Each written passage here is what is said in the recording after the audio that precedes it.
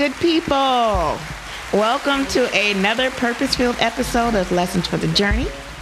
The purpose of this podcast is to share insights and information on women's wellness, understanding our whys, and the lessons that inspire us to take positive action in ourselves, our families, and our communities. Our topics focus on women's wellness, seeing through a metaphysical lens, sharing spiritual insights, highlighting journey lessons, and building healthy relationships. I am your host, Dr. Hetheru, and I share this space with engaging co-hosts, guests, inspired topics every Friday at noon for a transformative 1-hour experience here on Podcasting Live and Facebook and YouTube. You can expect deep, thought-provoking conversations on self-discovery and personal growth, special guests, locations, events, people, polls, and thoughts, co-hosts sharing wisdom and life-changing insights, a powerful blend of spiritual, metaphysical, and wellness lessons, and tools and strategies to help you elevate your mind, body, and your spirit. Our show is produced by Chantel Mosley of Podcasting Studios. Our co-hosts include Ma'at Sabah, Mary E. Bayou, Nicole S. Miller, and special appearances by Dr. Calvin T. Mann. If you are seeking healing, clarity, personal empowerment, this podcast is for you. So we're going to ask you to tune in, engage, and before we jump in, we need for you to get your tools today because we are in part 3 of a series, The Consequences of Pain and Anger on the Mind, Body, and Spirit. And today we are focused on the spirit, and this is part 3. So we have some challenges in here. We have some food for thought, and we need for you to take the time, get your tools. We start off with your notebook or your journal, your ink pen, and a tall cup or bottle of water. All right, so today, Ma and I are going to dive into this part 3 around the consequences of pain and anger on the body. But before we start, we always kick it off with the Ma'at memos because we see this as a way of one, jumping right in and giving some thought to different perspectives because no matter what card you pull with the Ma'at memos, it's going to give you some deeper insight. And it always is in a way that gives you time to pause, gives you time to get connected. And so this is how we connect. And let's see, last time I pulled my card from the middle, I'm going to be super random. I'm going to flip, and just pick. Uh-oh. There we go. And Chantel, you're next. Yes. You know what? This one is a repeat. I believe this one is a repeat. I'm not sure which one of us had this before. This says, be sure that your feet are in the right place before you stand firm. Now, how many memos are there? Like 120? 164. 164. Well, imagine I pulled a card twice out of 164. Ooh, Okay, I'm on a roll. Pull another one. I'm on a roll. So it can coincide with that. Okay, let's see. It's interesting how these work. Right, I know. I got a testimony yesterday. My daughter, she has a deck, and she pulls these quite often, and she took a day off from work. She didn't know why, but it ended up being some self-reflection that went on. Mm-hmm. And she was guided to pull the cards, and she pulled 5 of them. Oh, okay. I know what she's going on, and when she read me those 5, I was like, oh my God. They exactly sync with what she was going through. And so Spirit told her to journal each card so that she can make the connection and then later on reflect back on it. Oh, sure, for sure. I mean, but this one, anything about your feet and your heart is going to sync with me because those are spaces that I know I have to keep giving attention to. So I'm happy that it came up again, and I'm pairing this one with it. Okay, so let me read that card again, and I'm going to pair it with my other insight. So be sure that your feet are in the right place before you stand firm. And I want to say, was this the last one? I know I had this recently. Within the last 2 weeks. Yeah, right. And so my additional insight to clarify this even further says, raise your children to be reflections of God. And so as many of you know, my son has gone off to college, and right. So when I think about him, and I think about raising him as a reflection of God, he has good bones. He has good seed planted within him. And so now that he is out in the world, he is having to apply all of those things that he's learned. And so one of the primary instructions that I have given him over the years is, one, we build on the principles of Ma'at. And I always talk the principles of Ma'at and the fruit of the Spirit. So those two collective together gives you a roadmap of how to be and how to become. And so his favorite one, believe it or not, was truth. His favorite principle was truth, and the other one was gentleness. And so he does have a sense of gentleness, and he is always questioning himself about the truth and his truth. And so when I think about that in light of making sure that my feet are in the right place before I stand firm, I really will relate this to him as it relates to me as his mom about, I can take a position as the mom, and sometimes my position as a mom does not include his position, not just as my son, but as a person. And so when I'm standing firm in what I think I'm trying to teach, I have to give him room to be able to learn for himself too. And so I think this really this is reflected for me for those reasons. So thank you. Mm-hmm. So for me, hello, I'm Chantel, and mine says, there are only two ways to live your life, by fear or by faith. Ooh. You wouldn't say. That was really spot on and accurate for me, and it resonates for me because right now I am in a season in the process of trying to get out of the fear, go more into faith, and truly believe that it's going to land me exactly where I need to be. Mm-hmm. So Blessings. Yes. All right. Okay, so mine says, this is interesting to give you a little backstory. I had a Black History Study group in the early 90s. And one of the, I don't even know how I came across them, but one of the speakers that I had, and it ended up being a friend of mine, was Chief Keoki Onyoha, who's a Nigerian chief, and he ended up being a king. That's a whole nother story. But anyway, when he came over to the States for something, I would set him up for like lectures and things. And so I was over his daughter's house and was talking to him. I don't remember exactly the conversation, but he told me, and that's where this quote comes from. He says, he almost pointed at me. He said, you don't have the right to die until you've made a difference in this world. Oh. And that stuck with me. And I said, for each and every one of us, we all have a gift. We all have something that we're supposed to share with the world. And you don't have a right to die until you share that. Mm. There's a lot of books in the cemetery that have never been written. A lot of stories that have never been told. A lot of businesses that never started.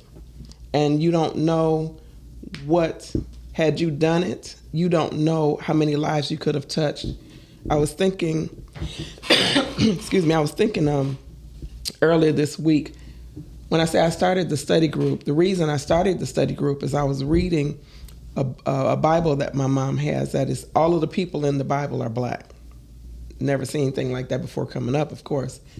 And so previous to her getting that, I asked her, I said, Mom, how many people are Black in the Bible? Because all we see is people with the fans and serving grapes and stuff like that. And she said, I don't know. And she ran across this book called Black Biblical Heritage. I went and I bought it. And if that man that wrote that book knew what happened as a result of me reading that book that opened me up, that has touched thousands and thousands and thousands of lives as a result of me getting the knowledge, spreading it, he has no idea. Mm-hmm. But he made a difference in the world, but he never knew how much of a difference he made in the world by writing that book. Absolutely. So This is one of my favorites.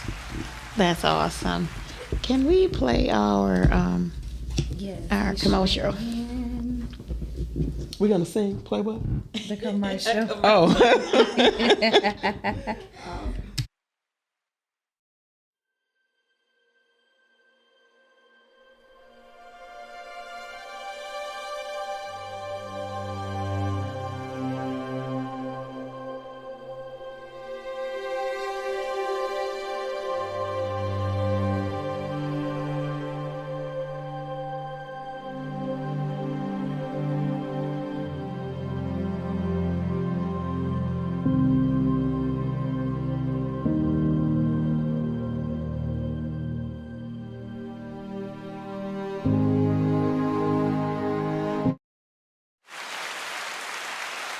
Okay, so what my aunt did not see is the commercial for my memos. And You made a commercial? I want to see it. Miss Heather did. yeah, you'll So get to sweet see it of 'cause you. you get to see it. What we're gonna do is we're gonna make this happen. So Okay. what I'm gonna do. Commercial for my memo. Oh, she makes me feel special. You had to do that in just a few minutes. Oh, I should have known. I forgot who I was talking to. She'll make a whole commercial in like 45 seconds and send it to you. Hold it just so that you can see it, but you'll be able to hear it from the show. Mhm. So we're gonna do this one more time, ladies and gentlemen. Stay tuned. Yeah.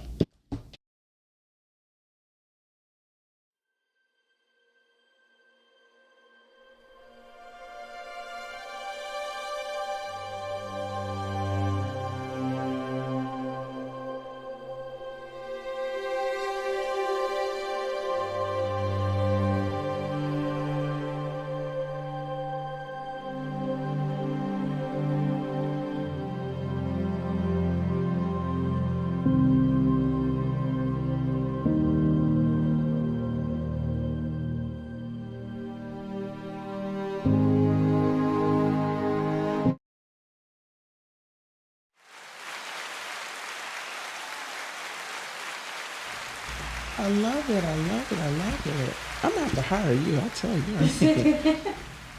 I don't have that gift to do it. Well, we have to make sure that people can get access to these memos. Yeah. Just like you mentioned about the Black Heritage book and what it was able to do. Imagine it's 164 cards. 160? 164. I think it's 164. Yeah. 164 cards. Imagine how much if you were really using this as a tool. Because I know a lot of people are, a lot of more people are into the oracle cards and those types of cards, and how it gives you insight into your journey. This is a different way of getting clarity about some insight that you need and that you can share. And I think that's so important. And as we get into this topic today, this will be even more important because you're looking at things that we're looking at these things through this spiritual lens today. And so I really wanted to make sure that came, that we had an opportunity to share the commercials so that people know where to go to get it and how to reach my aunt. That's one.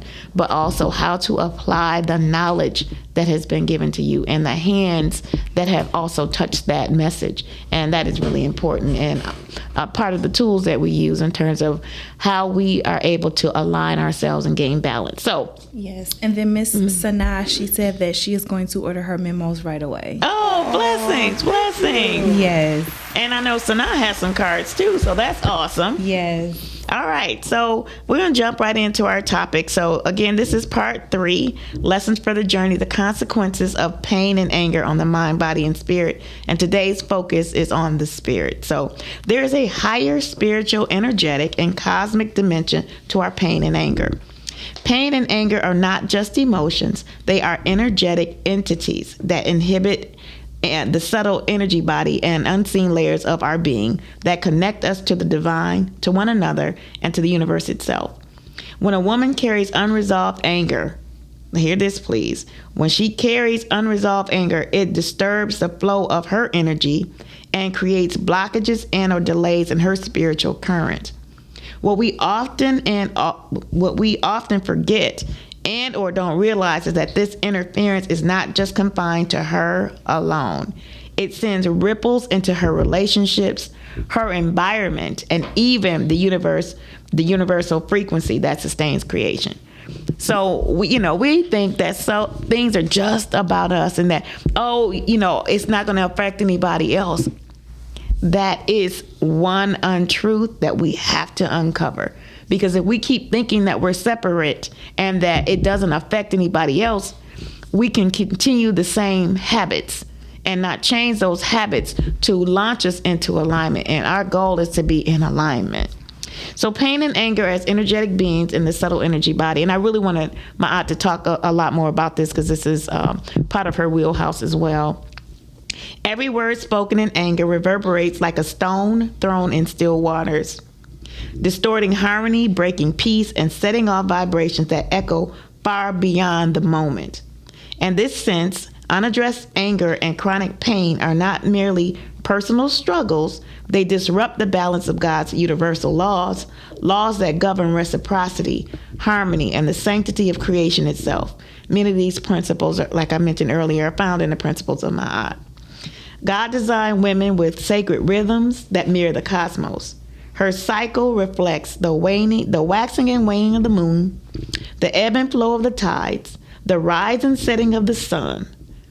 But when our anger is suppressed or our pain is ignored, we fall out of alignment with these divine cycles. Instead of moving in harmony with creation, we become entrapped in conflict. Our frequency is lower and our inner light is dimmed.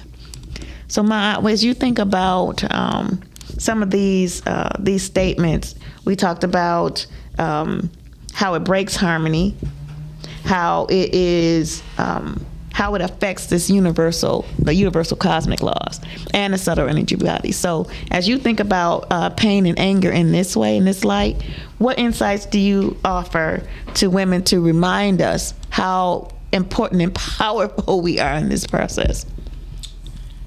One of the first things I thought about was, so let's say, for instance, you come in the house, your mom's cooking in the kitchen, and you instantly feel something's not right. Like we can tell, you can feel her. You feel that, you can tell whether she's mad, whether she's worried, whether she's scared. And so we intuitively and energetically pick up her energy. In your workplace, you could be doing fine, and one of your coworkers, is something going on with them, and then the next thing you start feeling some kind of way. Let's say they're angry about something. You could be happy-go-lucky when you walk in, and then after a few minutes, 30 minutes, hour, something, then you start feeling a little down, and the next thing you know, you're feeling some kind of way, getting a little snappy. Don't know why. People have no idea how all of our energies merge. You cannot not be connected to everything that is. You cannot not be connected to every other person on this planet, because the energy, our auras expand out infinitum into the universe. We're connected to everything. We're connected to the moon. Women know that, and hospitals and police officers, they know this. At the full moon is when it's more chaotic, because the moon interrupts water. Water is spirit. Water is emotions. You can get more swelling at that time. Because of the water, women have more either challenges with pregnancy or births during the full moon. And so again, you cannot not be connected to everything that is. Now, men feel things too, don't get me wrong, but women feel it in a deeper way. Because we are female, the moon is allegedly a feminine energy. And so we would feel things on a different level. Women also, if there's more than one woman around each other for certain periods of time, their cycles will sync. Even if they don't have a full-blown menstrual cycle, you still can get symptoms. Mm-hmm. And those symptoms will sync with the women that do have full-blown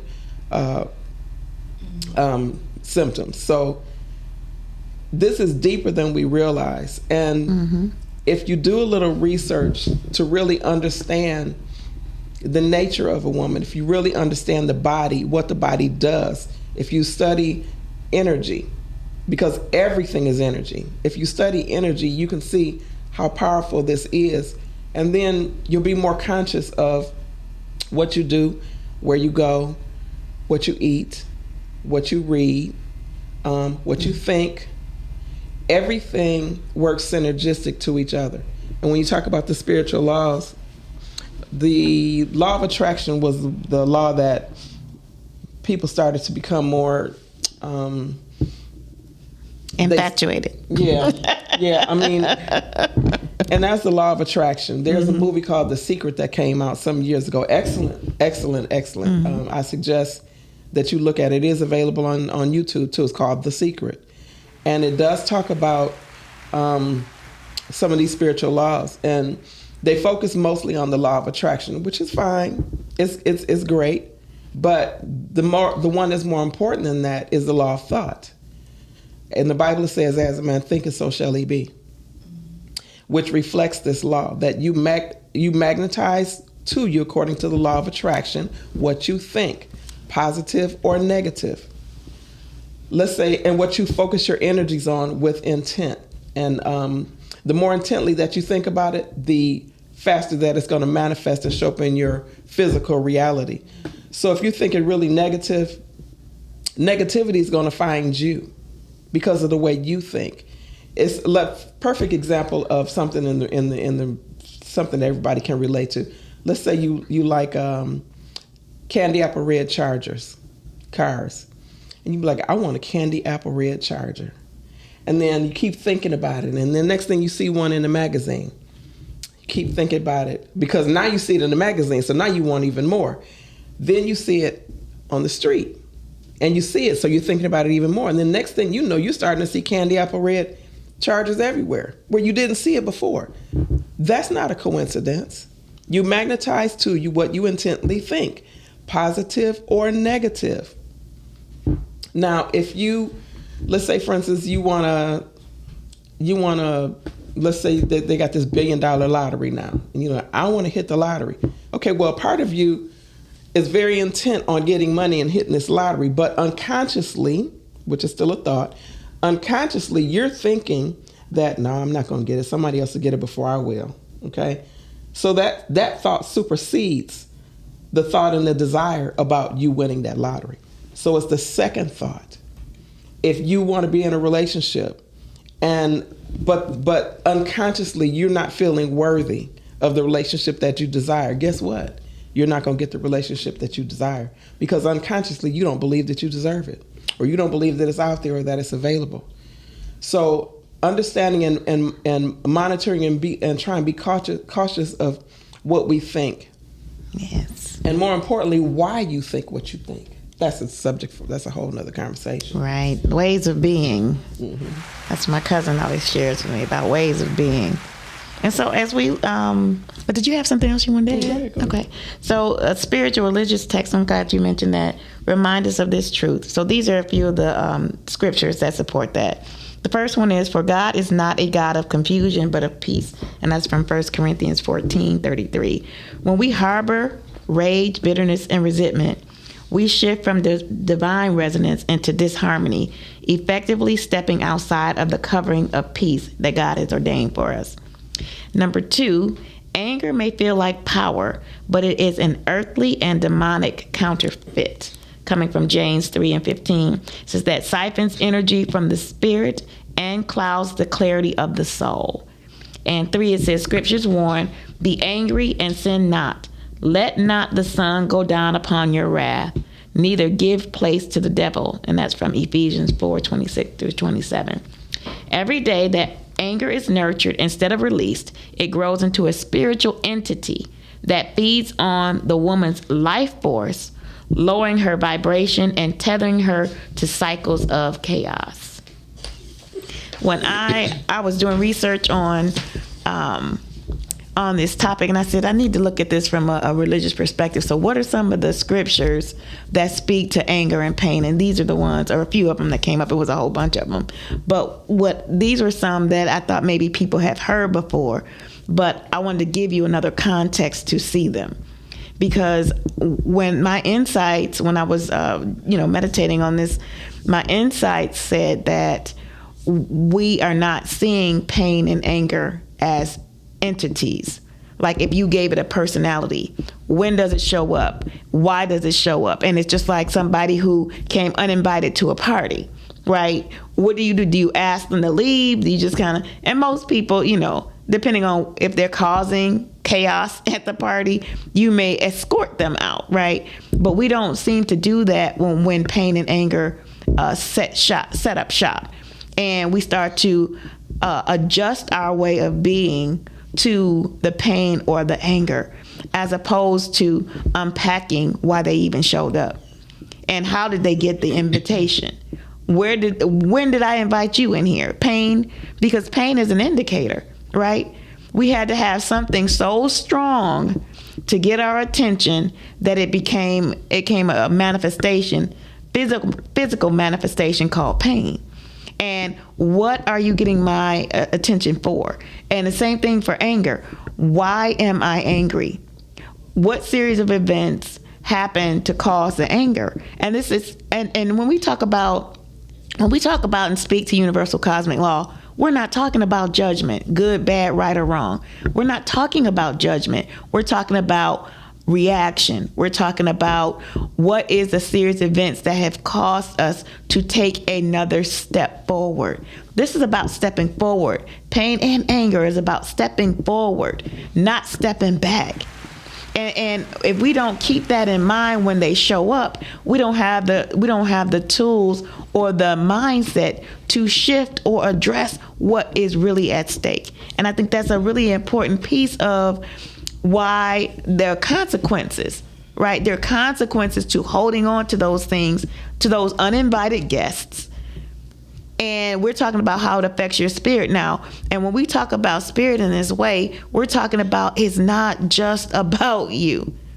It is for you, not just about you, because all of us feel the consequences of what happens when we're out of alignment. All of us experience that. And so we're sharing with you some ways that happens so that you can be aware. And there's a couple of questions that we have here to ask you so that you know if you're being impacted by pain and anger or the consequences of that. So I want to just share this piece too, because I think this is another really important piece when I was talking about universal cosmic laws too. So women's ripple effect reach across the cosmos. Women's energy is bound by unresolved pain. The ripple moves outward and impacts our energetic body, which she talked about. Anger blocks the flow of chi or your prana, the life force, and dims the aura. When we talk about letting our light shine and not dimming your shine, this is what we're talking about. Let me say that this is what we are talking about here today. But you hear this trending word in our community. Now, you can't take my shine, but what does that really mean? We're giving you another way to look at what that could possibly mean. So we're talking about the aura, right? And so making it harder to give or receive divine love. If it is dim, if your light, your shine is dim or dimming, that means that you need to do something about it. It's not to just let it, wind down into a flicker. This is the indicator. There are some things that are happening, probably pain and anger, that need to be addressed. That means unpacking those things. Looking at, and again, we're going to give you some questions to probe to help you define what is it that is happening with you. And I know we have a lot to cover, so I'm trying to manage our time. Okay, so the other one is bitterness cannot flow in harmony with creation. In nature's mirror, just as polluted rivers cannot nourish life, a polluted spirit can't either. The earth, like the body, responds to what we release into it. So when you see, and I like this for people who are plant lovers, people with the green thumb, right? People who can grow plants and they thrive in your environment because of what you put in that environment. So when your flowers or your plants start to not look healthy and not be healthy, they are feeling you. So not just to care for them and give them the water or the sun that they need, you need to pay attention that you may need something too. It's a reflection of your environment. They feel you. They feel you. It's just something just blew by the window. Did you see that? Yeah. And I didn't see it go that way. No. Okay. Well, we're inviting you if you're a good energy outside the window. We're talking about outside the studio. Just this big white thing just blew by the window. A lady's blonde hair or something. All right, but we are receiving you only if you're a good energy. So, here's another piece. In cosmic law, and we're talking about the universal cosmic laws, the principle of resonance teaches that what we hold within is amplified and what we attract. He was talking about the law of attraction. Unresolved anger resonates at a lower frequency, drawing more chaos, conflict, and brokenness into your life. Are you hearing that? That is so. I hope you guys are taking these notes that you can go back and reflect on this or go back and listen to the show again. I'm going to repeat that. Unresolved anger resonates at a lower frequency, drawing more chaos, more conflict, and brokenness into one's life. So let's look at this in the frame of relationships, right? When are we deciding, dating, connecting with the same type of energy? Some women ask the question, especially in my coaching, how do I keep dating the same type of man, the same issues? So what is it that then you need to unpack? That becomes our question and our exploration. We start to unpack that question to find out what are you attracting to you and what do you want to attract to you. And so let's look at and unpack that as part of this journey of self-exploration. I think that's a really important piece. And even in relationship first aid, which I've gone through multiple times, this is one of the tools and strategies that relationship first aid, those workshops, those series can help you to explore. And once you understand it, it gives you, we're talking about tools, it gives you the tools to go back and review. What are you attracting? What does it look like? How is it harmonizing or disharmonizing with you? And once you have that tool, you can do so much unpacking, so much on your own. And I hope at some point my aunt is going to share that with us. So this is the last one, and then hopefully she'll pour in with that. The body may ache. And this is important because we start to feel things spiritually, we feel it physically. And we're not, remember that we're not the only ones. The people who love you and care about you or who spend more time with you are also feeling this. But what's more dangerous is how the soul drifts further from its divine origin, losing the frequency of joy, compassion, and grace. And tell me, what are we seeing in our country, in our world? These very things, right? Losing the frequency of joy because it's being often replaced with fear, but we can change that. It's also loss of compassion, where the idea of hate and fear supersede that level of compassion. Why are we accepting it? And then lastly, grace. We lose the opportunity to give not just ourselves, but other people grace in this process. If there is not grace, so here's an example of grace. I was in a car with a sister of mine recently, and we got into a car accident. So it was a series of multiple stops in front of us. And if you are behind an SUV or a truck, you don't see that people are putting their brakes on abruptly and you're on the freeway, right? So this line of frequent immediate stops set off a chain of events. We did not hit the person in front of us, but the person behind us hit us. And so we pulled over, and so did the car that hit us. And it was a young woman behind the wheel in the back, and she was frantic. What happened, based on the sister that was with me, who was the driver, when they got out, they looked at the cars, and the first thing was that both of their instincts was that they hugged each other. To me, that's offering grace. Like, I know this was not your fault. There was no harm or intent for harm involved in this circumstance. And everybody felt that. They just exchanged information. I mean, it was some things that happened after that, but they pretty much just exchanged information. And what stood out to me was the grace that was extended to both, because she could have been mad because we had to make that abrupt stop. You're right. And then we could have been mad because she hit us. But there was grace because it wasn't exactly anybody's fault. It was a chain of events that caused us to come together, but to also come together and offer each other grace. Like, I understand there was no harm here. Imagine people bump into somebody, people step on your shoes, people, jump in front of you in line, like they're not even paying attention. They just walk, especially if you're in the market. Sometimes the express lane, people are back in the aisle and there's 1,000 people behind it and you don't see them. You just walk up because you think you got an available register and the whole line is right. But offering some grace, that next person in line say they didn't see us, right? It's nobody's fault. They didn't see us. Now, how do we handle it? Do we allow the person to go ahead who misunderstood, or do we send them to the back of the line, or do we jump on that person? And you see that so often. But there's grace to be extended, and especially if you want grace, you got to give it. You have to continue to give it, not just on one occasion, but all occasions, all the times that you can, because we want that to come back in terms of those laws too. But remembering that other people get pulled into a circumstance.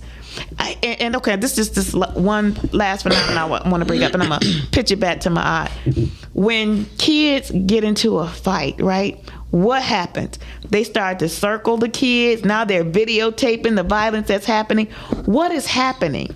What is happening that the energy of those two people's conflict draws all these other people into that conflict? And then they perpetuate that conflict by videotaping it, put it on social media. So it's other people are being affected and drawn in by how we are behaving, right?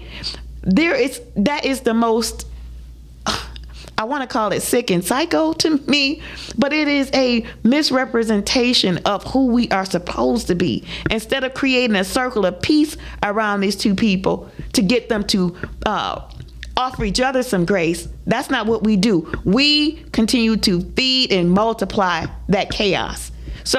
But that is a reflection of the chaos that's already there. That's the chaos already in that space that keeps drawing in and multiplying and going more and more. We call it going viral. But understand what going viral really is saying. It's saying that I'm connected to you, you're connected to them, they're connected to they. That is significant. So don't just think that, this is going viral. This is drawing other people in. But what are we doing with that energy that we're drawing in? We need to make sure that we're paying attention to what's really happening. I'm pitching it to you, Mahad. Well, there were a couple of things. One, to start with some of the last things you said about people get into a fight. Like energy draws like energy. So the consciousness of the people who were getting into a fight was the same. Mm-hmm. Otherwise, you wouldn't get into a fight in the first place. So that's something you need to be looking at. Like, how did this even happen? Right. My anger drew somebody of equal anger to me in order for us to have this experience. So something that kept popping in my mind when you were talking earlier is we talk about anger, but to me, grief goes in here as well. Mm-hmm. Because you could be grieving about something and they go hand in hand, because the grief can turn into anger and pain. Yeah, exactly. And pain. Mm-hmm. Exactly. So the two most important things that I can share with people are three. If I never saw a person again, if you never hear me again, there are three things that to me will change your life around. Sharpening your ability of discernment, the spirit of discernment, strengthening that, to understand spiritual laws. There are a lot. I'm focused on maybe 5 of them, but if you understand the law of cause and effect, the law of attraction, the law of circulation, if you focus on those 3, and start paying attention to what's showing up in your world, because whatever's showing up in your world is an extension of what's going on in between your two ears.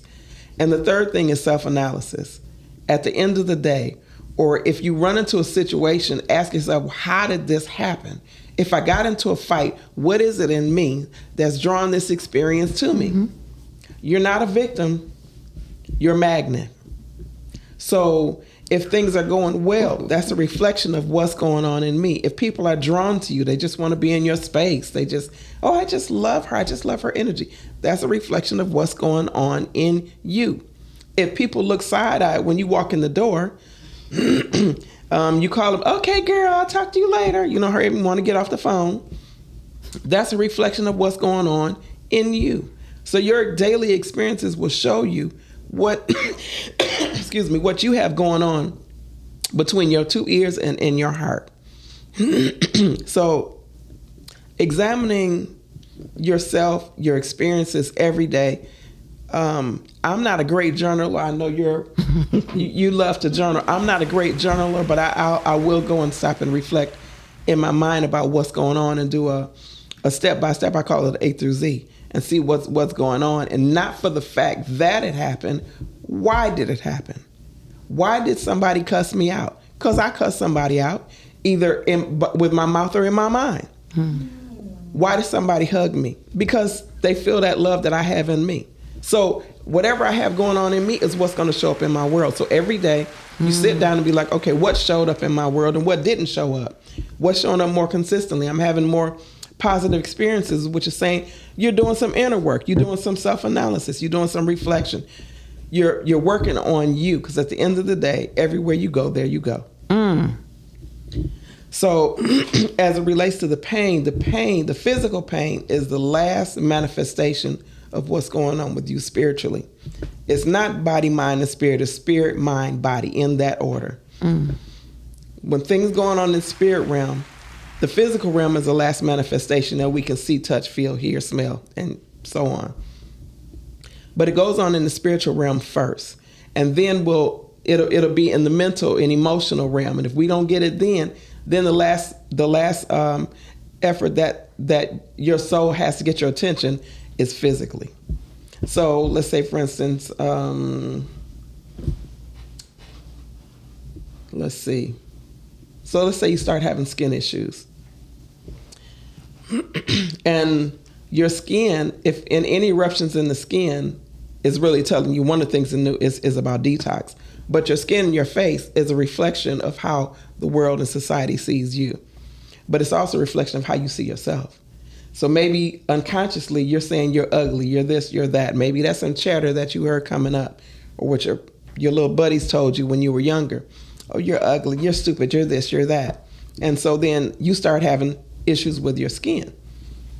Examine what you really feel about yourself. And more importantly, let's say somebody called you ugly. Why are you making it true? You can choose to believe I'm not ugly. They're ugly. They have a problem with me. I don't have a problem with them. I'm perfectly fine. I'm beautiful the way I am, regardless as to what that looks like. Why are you making other people's words true? To bring that pain to you on any level, mentally, physically, emotionally, or spiritually, you and you alone are responsible for what goes into your spirit. And just like it can accept it, you cannot accept it. I think I told this, my brother taught me. My brother taught me this one. He was picking with me. He thought he was Bruce Lee. So he get these noon chucks. Well, yeah, he did end up being there, but in the process of that, becoming Bruce Lee. Right. He had these nunchucks and he hit me with them. And I tell you, I called him everything I could generate in my soul. And he did, because I said I was going to go deep. I'm going to go deep. I'm going to cut him to his core. So he looked at me and he said, I reflect that statement. He shut me right on down. Now, he could have took it. He could have got insulted. He could have got mad. It could have been an all-out fight, but he didn't. He took control over those words and chose to not make them real. He chose to not let those seeds grow. And we have that ability in our life every single day. So that was a powerful lesson for me. I reflect that statement. So I'm going to end there because I know we're short on time. So, okay, this one, I'm gonna move really quickly through this because we talked a little bit more about it. So the spiritual and energetic realities. These truths reveal why clinging to anger does not fulfill God's will. It erodes the very harmony of creation, poisons the energetic field, and disconnects us from divine source of peace. Science confirms that spirit has always known. Anger literally lowers our vibrational frequency. Research on emotional frequency mapping shows that anger and rage resonate around 150 hertz, while peace, love, and joy vibrate much higher, around 400 to 600. Second, women who carry suppressed emotions are far more likely to experience spiritual disconnection. In a Pew study, women with high emotional distress reported being 60% less likely to pray or meditate regularly, showing how unresolved pain directly affects the spiritual practices.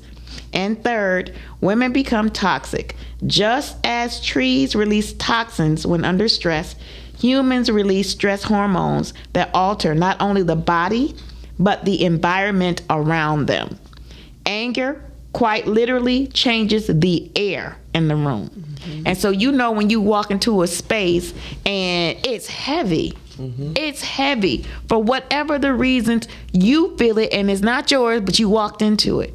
What do you do with it? We still have the ability to shift it, because as a woman, the environment can be changed just by your presence in it.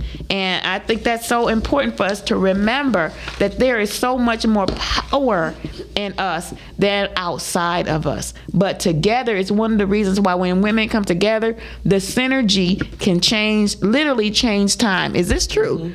We've been in spaces together and just on a high, and you feel the energy rising, you feel it at a higher level, and you feel good at that level. And for me, it shows up because, the hair on my skin stands up. It stands straight up and salutes everybody in the space. But that's a part of that process. That's a part of that process. It is our ability to increase the frequency, especially when we're in connection and communion. That's why even in lovemaking, that's why it is physical, but part of the reason why it goes spiritual and it increases, and everybody looking at you like, oh, you happy? Well, what's happening with you? You're right? glowing. Right. All of that, right? Because of that spiritual connection and energy. So here's some questions. These are 3 questions that we want you to use to help guide your discernment around your pain and anger, okay? So, here's a note. It says, remember that the spirit world is often the space of the unseen and yet to manifest. Oh, but you shared too. Raw creation waiting to be birthed into the world. Some of us have the gift to see, feel, and hear the spiritual realms. So, just a side note, but here are the 3 questions I want you to ask yourself. 1, what frequency am I emitting into the universe? Do I radiate peace, gratitude, alignment with, and for God's order? Or does unresolved anger distort my energy and conflict with creation? Do people feel sadness or anger to and from me when I walk in that space? Number 2, am I living in harmony with divine cycles, or have I allowed pain to pull me out of rhythm with God's natural order? Do I flow with the moon, the seasons, and the breath of spirit, or do I resist them?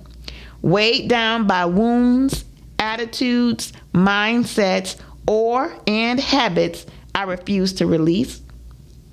And number 3, what am I creating in the unseen world through my pain and anger? Am I sowing harmony or chaos? Am I building alignment with God's cosmic law, or giving place to the adversary to ripple destruction into my world and the lives of others? Those are 3 questions to help you discern if you are holding pain and anger. So here are some ways. So we're going to leave you with a few ways to realign. And some of these, right? Don't get caught up in only one way. That's what's important. Well, I only do this, so I only go to, hear the singing bowls on Sunday. And so that's what I do. I wait until Sunday, until the next. No. All of these should be employed, and the ones that are insights that are being downloaded into you. Not just for you, but for you to share and help others to grow from that. So 10 spiritual release practices that honor both the sacred feminine rhythm and the cosmic universal laws of balance. Use the pathways and explore new ones. Find the combination that works best for you. Know that you may need to apply multiple alignments, and there is not one size fits all. The goal is for women to transmute pain and anger into higher vibrations, reconnect with divine flow, and restore harmony to our spirit. So, you wanna do these together, Ma'at? What you want? You can. Yeah, you start with number 1. I'll take 2. Spiritual release practices for women. Prayer of release. Speak aloud a prayer offering anger and pain back to God. Name the burdens specifically, then declare, I release this to you, Lord. Purify my spirit and refill me with your peace. Sacred breath work. Breathe deeply in rhythm with intention. Inhale divine love. Exhale stored anger. Imagine the breath as God's spirit moving through and cleansing your subtle body. Okay, moon cycle alignment ritual. Journal, pray, or meditate during the new moon for release, and full moon for illumination. Acknowledge anger or pain that has surfaced and consciously let go of it and sync with the lunar cycles. Number 4, sound and frequency healing. Chant, sing psalms, or use instruments like drums, tuning forks, or singing bowls. The vibration realigns your frequency, breaking up stuck energy and restoring spiritual harmony. Anointing with oil or water. Use sacred oils like frankincense, myrrh, or lavender, or blessed water to anoint your hands, forehead, and heart.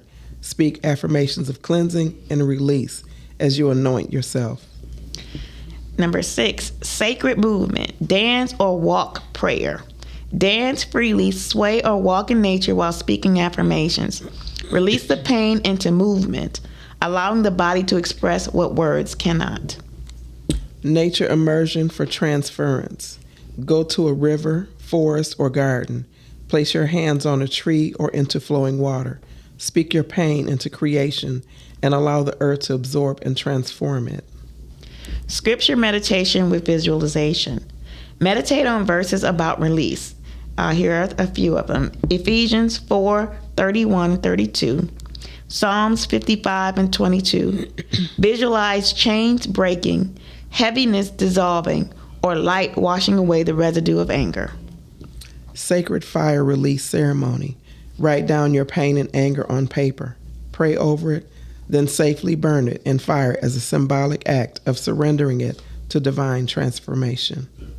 And 10, channel anger into creation. Write a poem, paint an image, sing a song. This practice alchemizes lower emotions and offering of beauty and power. Any final words? I do want to. I want to do one of my. Can we run one of those commercials? Yes. Okay. So we want to reaffirm to you that part of our journey and our reason for sharing the lessons for the journey with you is, 1, to give you some tools and new information.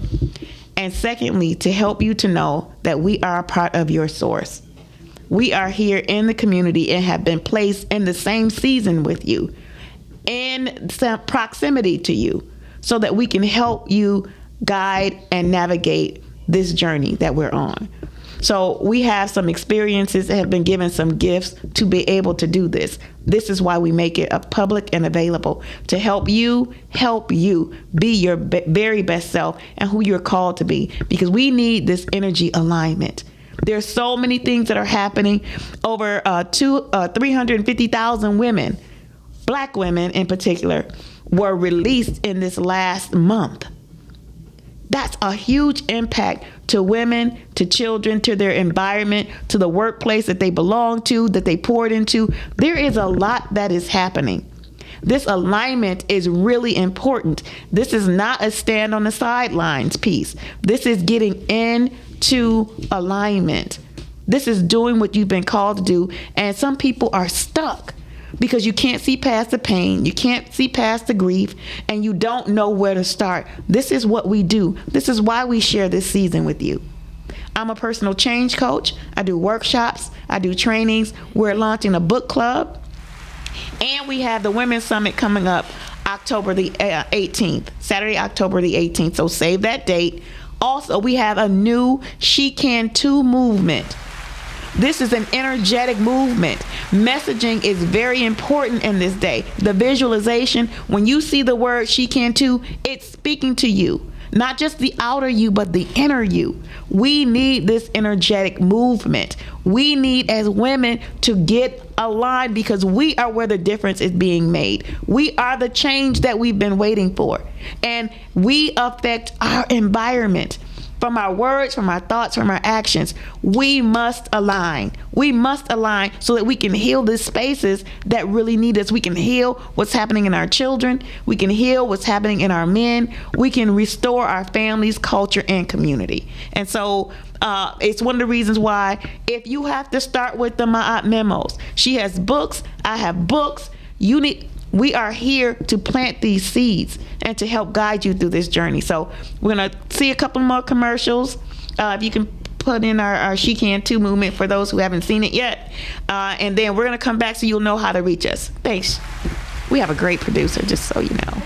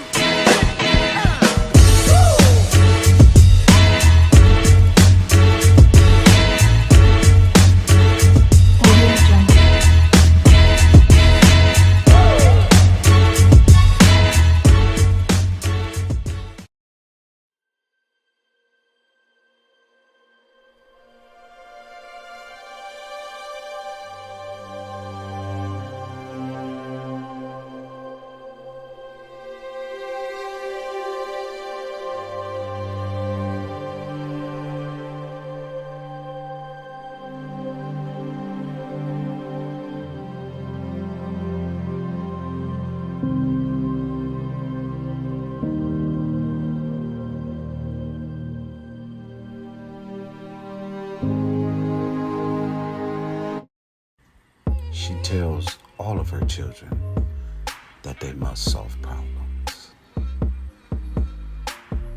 She explains the power and the dynamic that she carries throughout life, the impact that she holds in this world. She Can Too by Amy Apparel. She can run. She can hoop. She can lead. She can love. There are not many things that she can't do. But one thing's for sure. Her power is unapologetic, and her work is relentless. On August 31st, Amy Apparel drops She Can Too.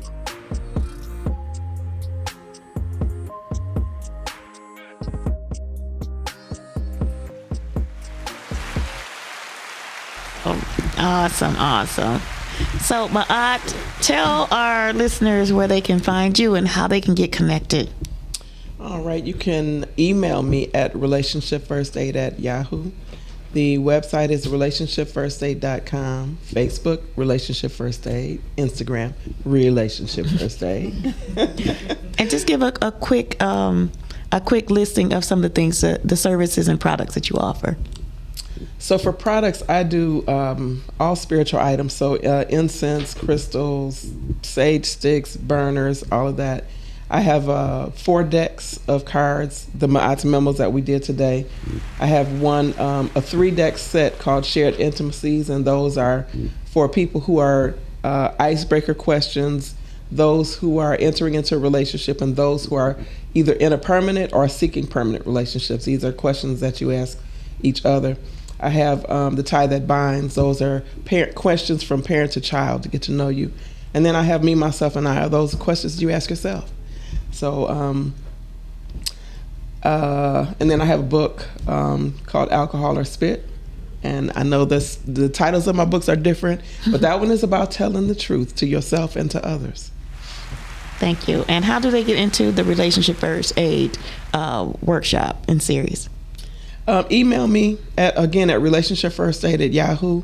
If you have an interest, I focus on spiritual laws and self-analysis. So in order to change anything in your life, it is an inside job. And whether we like it or not, we got to deal with all of the stuff that we don't want to deal with. And that's why our life doesn't change.